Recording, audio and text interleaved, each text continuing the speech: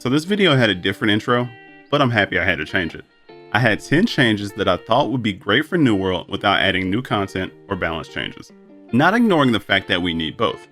And then the PTR notes came out. They gave me the main thing I wanted, for Outpost Rush to give Umbral Shards and faction tokens. The patch notes look good overall, and I look forward to them. I know we're in the early stages of the game, but I think changes to the current content and make it feel more meaningful will help more than adding new content. I'd love to hear all the feedback and ideas you guys have in the comments below. Amazon seems to be listening, so the conversation is productive. And if you guys are new here and enjoy the video, don't forget to subscribe. And if you aren't new here, welcome back. Hey everyone, I'm Barkley.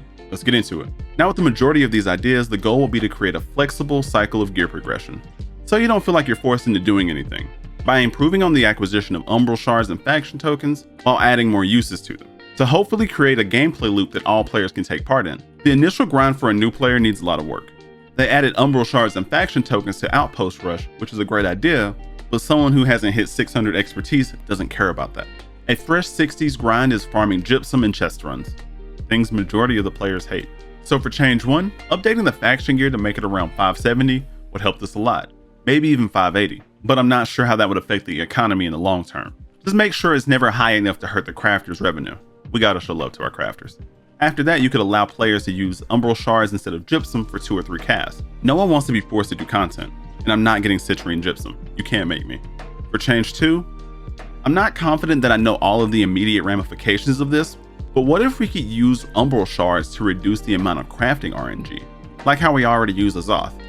Would a crafter be willing to use Umbral Shards to select a perk they don't want to show up on a weapon? Or maybe even raise the maximum gear score of a craft? I'm not sure the best way to implement something like this, but it does fall in line with how I'd like the cycle of progression to be more flexible all around.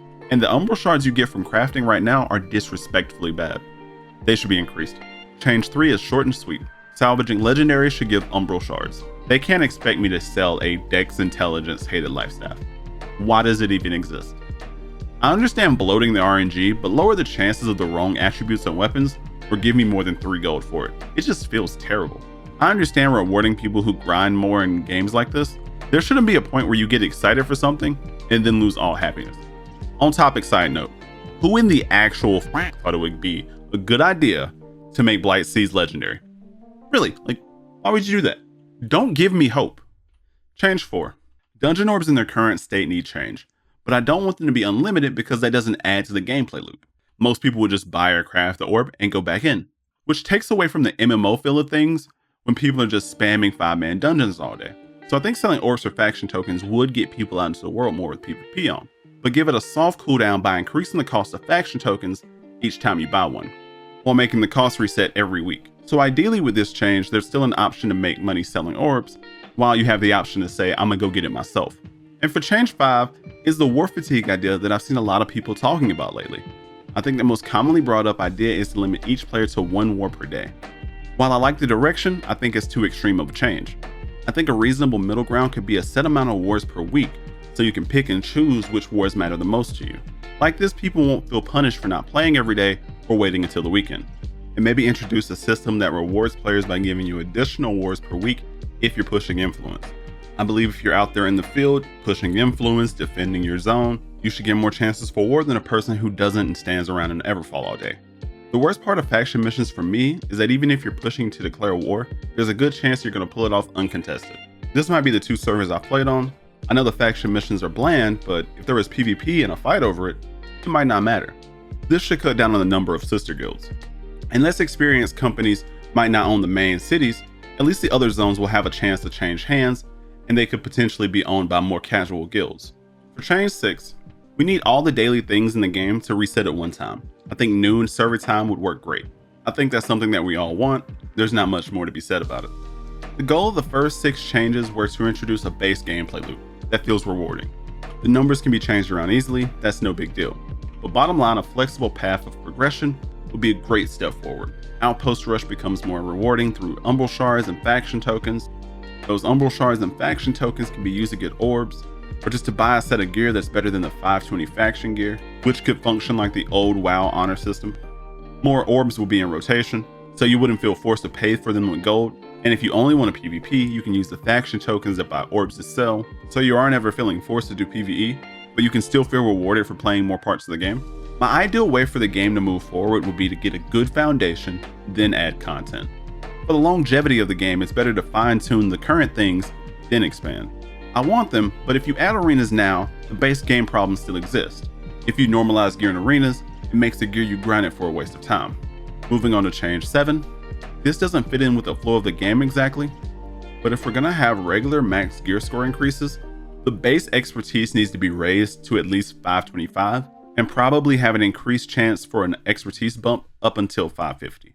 If I made a new character today, I wouldn't know how to catch up. It's hard to imagine a new player getting to max level right now and enjoying themselves.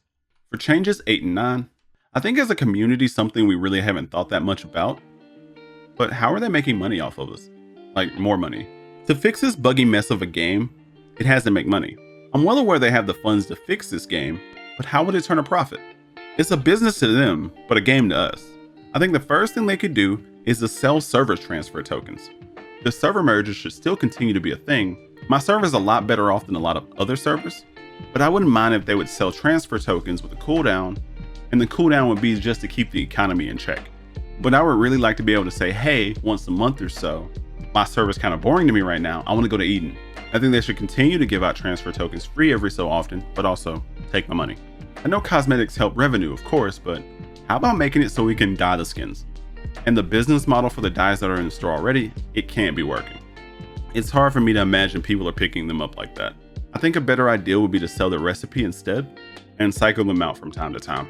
I know I'm not speaking for everyone with this, but I know that would get me to buy more cosmetics. But I also have a problem. New World moving away from such a rigid gear progression cycle would do a lot for it, I think. And ideas like this would hopefully round out the gameplay options and make things feel more rewarding and fun while we wait on bug fixes and whatever content they want to add. If you want to see more videos like this, let me know in the comment section, and let me know things you would like to see change within the game. Don't forget to follow me on Twitch, like the video, subscribe to the channel. Thank you guys for watching, and I'll catch you guys later. Peace.